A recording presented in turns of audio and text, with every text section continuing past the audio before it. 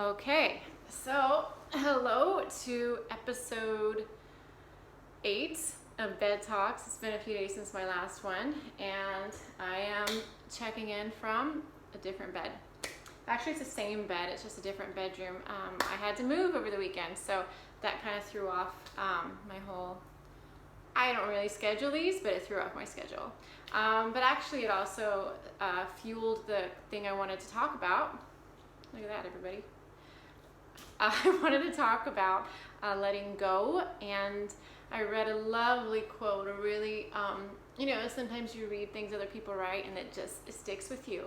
And I believe this is my Instagram post for tomorrow, is about letting go of things that we're clinging to make room for things we really want to hold. And there's a huge difference between clinging to something and grieving something or holding something. I think it's so important to hold things dear to us, but then there comes a time when to let go and when you're just really reaching for it. So in the context of moving, I was really gutted to lose my condo. I loved it.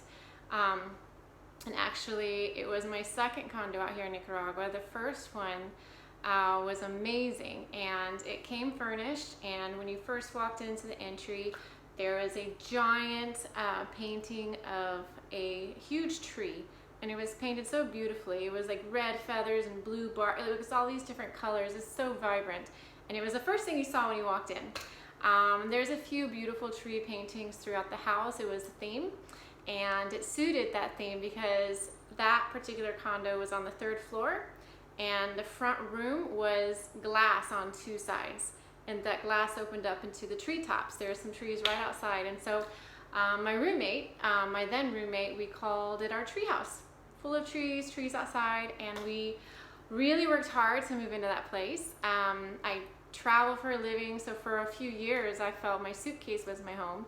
And I'd worked really hard to get into this condo, and I loved it, not necessarily for the material aspect of it, but because it was one of my first condos that I was able to get on my own again. And my roommate and I had wonderful conversations sitting down in the hallway. We'd had dinner parties, we had candles, it was just home. And I had to leave that one abruptly and unexpectedly because of a dispute between the owner and the HOA. It wasn't my fault, but I got the boot like that. So I had to move. And I was really, I fought to stay, and I couldn't in the end. But I remember when I left, I was like, fine. And I tried to take the tree paintings with me. I didn't try to steal them, but I just wanted the essence of that place to stay with me. It was so important to me.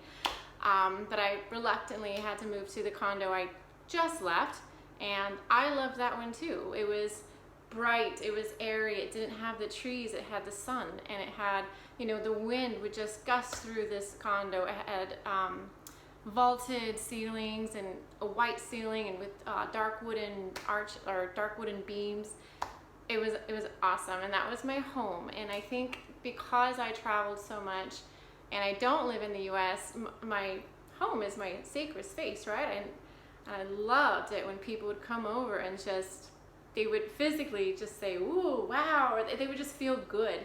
I burned essential oils, and I had pillows and tea and coffee. I had everything that I really wanted to make it feel cozy and welcoming. And then that, largely due because of this crisis that's affecting all of us, I had to let go and just move into a new space. And so this space will become my home again in just a few weeks of just getting my energy into the place. But I really, I cried. I didn't want to let that new condo go. And it just made me think of like all the things that people are losing. Like personally, my business suffered immensely for the travel aspect. And then having to change home, it was just, it's a loss for sure. And I definitely was mad and shell-shocked a bit because it happened so fast. But then I was thinking, wait, you can't hold on to new things if you're so clutching things that are no longer for you. So whatever the universe has in store for me, it wasn't that condo.